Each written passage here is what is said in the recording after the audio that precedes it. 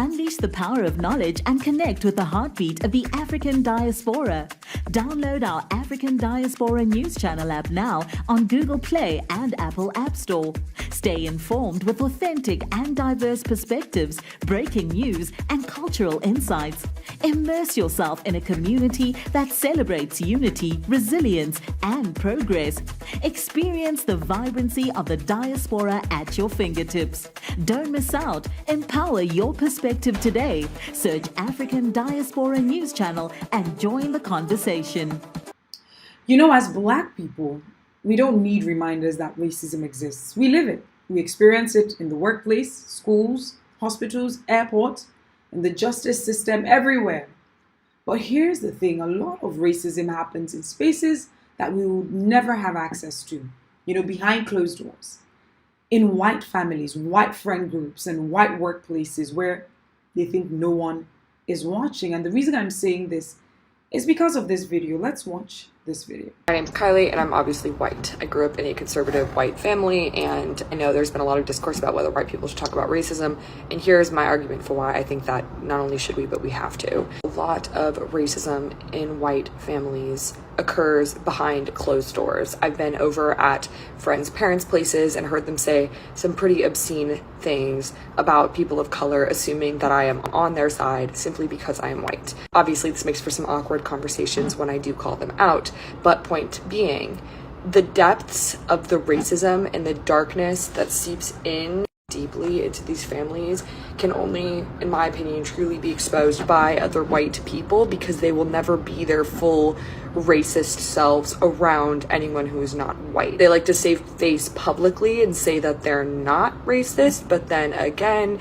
if you go into their homes and you hear the things they say, that would suggest otherwise. I just encourage you, if you're a white person and you know people like this, please say something. Don't just ignore it for fear of conflict. My name is Ify Igwe, and this is the African Diaspora News Channel. Now, there's been a lot of debate about whether white people should speak up about racism. And a white woman who we just watched recently shared her thoughts. She says she's been in rooms where other white people assume she's on their side. So they just say the most racist and the most vile things, assuming there are no consequences. And she believes white people must speak up because they're the only ones who could truly expose this behavior. And you know what?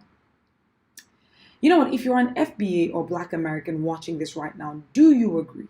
Should white people be at the forefront of calling racism out? I want to get your thoughts. Drop a comment. We know that a lot of white people perform allyship when the cameras are on. But what about behind closed doors?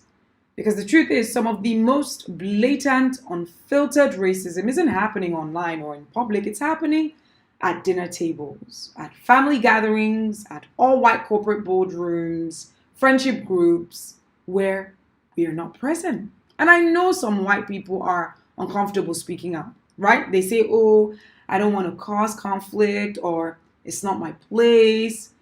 But let's be real. If you stay silent when racism is happening, you're complicit, because silence isn't neutral. Silence protects racism.